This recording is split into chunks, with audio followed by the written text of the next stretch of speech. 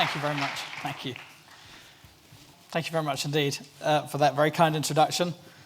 I think it's probably worth, when you start talking about mobile and to understand what's happening today and the opportunities that exist today, is to go back in time a little bit and just to look at the history of it. Because I think even that very nice introduction that was read out was probably slightly post-rationalized in terms of, I'm not sure I really had that amazing insight about the marketplace, and I was just sort of stumbling around trying to make a living. And all the way through mobile, everyone has failed to understand its potential, and then has also failed to capitalize on its potential. So, and I say that's a big thing to say, but when the first two licenses were put up, and there were a number of people applied for them, Rakel, that was a sort of defense company, put in a bid. And they said that they could imagine that one day, in the whole of the UK, there would be 600,000 mobile phones. And the people in the Treasury department that were judging these bids thought it was recklessly and wildly optimistic, and that they were absolutely insane. So they really had no idea what business they were getting into. Cellnet, as it was called, which was owned by BT and Securicor, had much more modest aims. And the business started and clearly, grew and grew at a speed to which no one had ever comprehended. And it's quite an odd business to work in, because generally what happens in the mobile business is not ever what anyone has anticipated. So the market grew very strongly, and then became a product that wasn't just a business tool. And I think when the industry began, everyone imagined it really just being a business tool. Probably the next thing that absolutely astonished and surprised everyone was the success of SMS. And text messaging was, when the original specification was written for GSM, it was designed by a whole bunch of engineers, and they thought it would be useful for the networks to be able to communicate with their customers about network outages and system issues and this sort of thing. And that was the background of SMS. And one of the most senior guys in Nokia admitted to me quite a while ago that actually, when they started making a GSM phone, they went through the whole specification, and they could not conceive of why anyone would ever want to use this functionality, and were going to just not include it in any Nokia phone. And then they couldn't make up their mind whether the things within the specification were optional or you had to put everything in the phone. So they said, well, we better be safe than sorry. We'll stick it in the phone anyway, even though no one's ever going to use it. So absolutely, the whole industry was born using text messaging that, frankly, is an absolute 100% total and utter accident. No one ever expected it, and has been one of the most profitable things that's ever happened to the mobile phone market, because 172 characters of text are unbelievably light in their usage of a network, and the mobile networks have managed to charge an enormous premium for them for an enormous length of time. And that led on, really, to forever and ever, people were then talking about, well, the potential and the opportunity that existed from mobile data. But the accounts department of the networks had worked out how much money they charge for a text message for a really very, very small amount of data. So basically their data pricing was started on that premise. So the price of using data was incredibly expensive. The speeds were poor. The functionality was difficult. And, along with picture messaging that the mobile, we all thought was the next enhancement to SMS. These things never really, for ages and ages and ages, never really took off. And kind of really until that time, it feels like everything the mobile phone industry has actually invented, thinking customers might like it, has been a complete failure, and everything that's been a success has occurred kind of through an accident. But it's such an amazing industry and such amazing functionality for customers that I genuinely mean it, and I'm absolutely a part of this. The business model has succeeded in spite of the incompetence of the people within it, and it is the most extraordinary story from that point of view. I think, funny enough, that the success of RIM and the BlackBerry, if you like, is a great reflection of that, because people had failed to make it possible for people to use mobile data to such an extent that in the end a company came up and said, look, goodness sake, there is a device, it does emails on it, and it does it really well, and they absolutely owned the market for portable email devices. And probably with what's happening now, that model is becoming increasingly challenged. Someone described RIM to me the other day as the kind of the Wang of mobile data. You remember you couldn't get a PC to do word processing, so Wang made a lovely computer that just did word processing. But in time, as more and more devices came out and Microsoft invented Office and things, then actually having a device that was only really brilliant at one thing was no longer a competitive position, and hence RIM trying very hard into the tablet market and to enhance their devices to be kind of more rounded, more general products. And what's happened, and there's been the most amazing transformation in the last 3 to 4 years of the mobile market, is that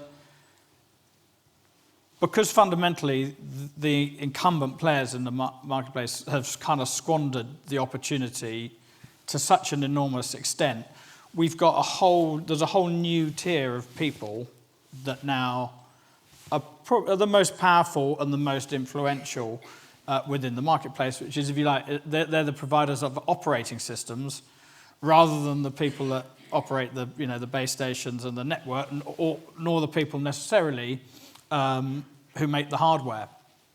And we've had this, you look at if I sort of go through the history of Carphone Warehouse and the suppliers that we've dealt with and their importance, it's absolutely, it's totally turned around. So, Nokia, as you know, under enormous pressure, falling market share. Motorola pretty much disappeared out of the business. Ericsson and Sony became Sony Ericsson. I mean, it's still around, but having a tough time. And I could go on. And now now the people who are the most influential within the marketplace is Apple. But I mean, that's driven obviously on some beautiful hardware, but fundamentally they run an operating system and they just presented to the world an operating system that for the first time understood how people used a mobile phone and used it simple and easy and made it simple, straightforward and easy to use mobile data in a way no one had ever done before. Our hosts here today are having an absolutely massive impact on the marketplace with Android. We have RIM with the BlackBerry platform, and BlackBerry Messenger being probably beyond email their key platform, and they have a very, very powerful franchise with teenagers as a result of BlackBerry Messenger. And around always presenting great potential but never really converting that potential into anything is Microsoft with their Windows platform. But they're now the people that are driving the marketplace, and it's a sad reflection, if you like, on everyone else in the mobile phone industry that it's taken really these new entrants to come in and give the existing industry kind of a masterclass in how to sell mobile data and how to truly turn the mobile phone into, I guess, what people talk about as being the fourth screen. People's motivations are also quite different. And, the motivations of Google to promote Android is not that they want to be a handset manufacturer. I think the motivation of Apple with the iPhone is to build everybody into the Apple world and the iTunes environment. So we also have people with very different motivations within the industry. So it's a very, very confusing environment, and there's absolutely no one who really knows where it's headed, and in the end, who's ultimately going to own and who's going to be the most powerful people within this marketplace, because we've seen so many people we thought might be that who've come and gone. And I just look back and think, I don't know if anyone here remembers things like Vis-a-Vis, which was going to be this amazing platform that Vodafone were going to own, or OV, which was going to be the platform everyone was going to use, that Nokia owned.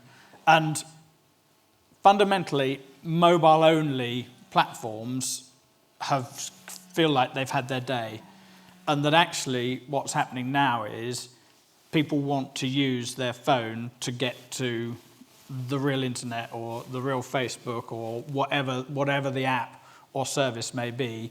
And the idea of saying we're a mobile operator and we can force people into our walled garden as a result of that is kind of largely kind of discredited as a strategy. So in terms of, I think what you have to think about at the moment, and what we think about now with a mobile phone is three things really. That users of smartphones are not just users of smartphones, they're bigger users of every other form of communication. So they will spend more time on the web, they're more likely to be a member of a social network, et cetera, et cetera, et cetera. These are highly, highly connected people. I think we've got some research recently that says 52% of people, when calling a call center, are already browsing the site of the company that they're calling, either on their smartphone or on their screen. People are putting apps onto devices. All of us, and we're thinking very hard about this, but we're definitely guilty of making the mistake. We all have inconsistencies in the way that we present what we do to those different customers via those different channels. So you now have to, you just, to my mind, you have to picture whenever someone's talking to you or they're in our shop looking at a phone, they're also probably on our website and our competitor's website on their smartphone comparing prices and looking at what we're doing. You have to bear in mind that you have to present an absolutely homogeneous service with accurate information through every single channel that you divide. And there isn't a mobile channel and a web channel and a in-store channel that you can in any way try and differentiate. I always laugh when I think to be fair they've stopped it, but there's a very big electrical retailer, and on their pricing on their website it used to say, this TV. In-store price, £229, web price, £199. And what it basically said to the customer was, please never, ever come to one of our stores, because we'll rip you off if you do. And that's a very stark example, but I think of what's happening in a very, very much larger scale. The next thing is that, and I think the next piece of gold that everyone's seeking is how to use mobile as a payment mechanism. And there's an enormous prize to be done. There's a huge amount of activity. I think in the US alone, there's over 100 companies raising money to be the people who are going to be the people that provide, who work out the system to collect payments for people from a mobile point of view. We have near field with people using their mobile phone to touch. There's a battle between the mobile phone companies and the banks. Frankly, the mobile phone companies, it's a battle they should be able to win because they're used to dealing with thousands and thousands and thousands of very small transactions, just like phone calls, that go through their service. There is the power. I think the people who've done it incredibly well, to be fair, like Apple, have shown us all that if you can allow people to spend money so easily, they hardly notice they're doing it. They just pick your pocket £1 at a time as you buy apps and pieces of music and stuff. And I remember having a bizarre argument with Nokia when they bought Navtech, the map company, and they wanted us to sell a smartphone and then charge £49 for a license to use the mapping software. And we're just like, just £49 is an enormous amount of money. No one's ever going to do that. If you charge them 79p a month every time they used it, you might have a chance of just gently getting the money from them. But they never really got that. And so I think the next prize is also who can consolidate some kind of one-click. And Apple are clearly succeeding. Amazon are succeeding. But I think beyond that, it's quite hard to think of people. And that's an enormous prize. Even at Carphone Wales, we're even trying to have our own go at building a platform that allows to pay. We call it text and pay, that allows people to pay for things with text messaging. And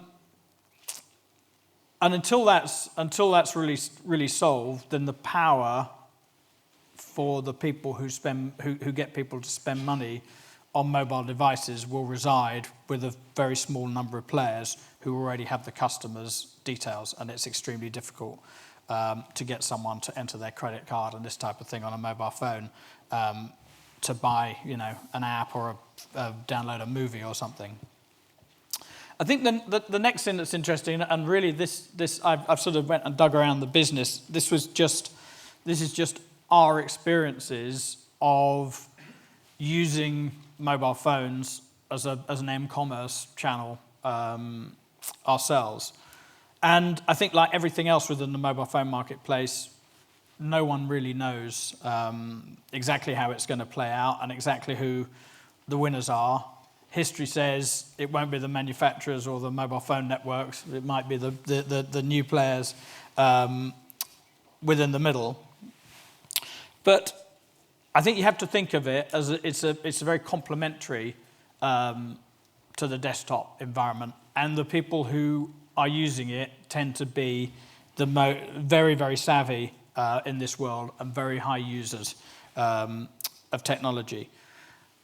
I think one of the most interesting things is people tend to be using their mobile phone or their tablet whilst they're doing something else. So these are people who are watching stuff in TV, suddenly lying in bed, or who are out and about shopping or wanting a cinema. So you actually get very, very, very targeted responses from people because they're not surfing and browsing. They're somewhere and they want to find a Nando's restaurant, or they want to find whatever it may be. And so we find, I think my guys are saying that they find that the searches that you get through a mobile phone are actually much more valuable in terms of conversion than those that you get from someone sat at a computer screen. They also said to me, and I don't know if I should say this in front of our audience, is that there's still much less competition in paid-for search in this area because it's a very new area and people aren't very sophisticated about what they're doing. So it'll actually end up as a lower cost per click for retailers who really understand how to exploit it. We're just running a trial with Google whereby you'll be able to search a product, search your nearest store, and we'll also tell you how many of the items are in stock in your store, so you actually begin to know whether it's worth making the journey. And again, hopefully that can help us win the battle over the O2 shop or the Apple shop or whoever it is we're dealing with. We've also found some quite interesting things where the click-through that you get from click-through sites works very well. I hope I'm not giving away a state secret, but we have the most amazing experience of the click-through we get from Angry Birds. And the only thing that some people could say to me is that they thought that actually our users were actually feeling guilty about just sitting there playing a game and wanted to feel as though they were doing something a bit more virtuous in what they're doing on their phone. The other thing that we noticed is that there's obviously, because people are typing on a much smaller keyboard, there's much more misspelling. So you need to put your words in with a kind of much greater range of words around them to reflect the fact that people start searching for things which are misspelled or have letters running or run into each other or whatever. So I guess in summary, to everyone that's interested in this space is, I don't think there's no silver bullet, there's no answer, there's no one who really can tell you exactly what's going to happen within this space. But it is, as it always has been within the mobile phone marketplace, is that you will succeed by experimentation, and generally fortune will favour the brave. And if you go for it and engage within the marketplace, as I've found, over the last 20 years, is the more you push, the more surprised you will be about what you can get out of it, because people's relationship and people's love and people's use of mobile phones is one of the most extraordinary things I've ever seen. Thank you very much.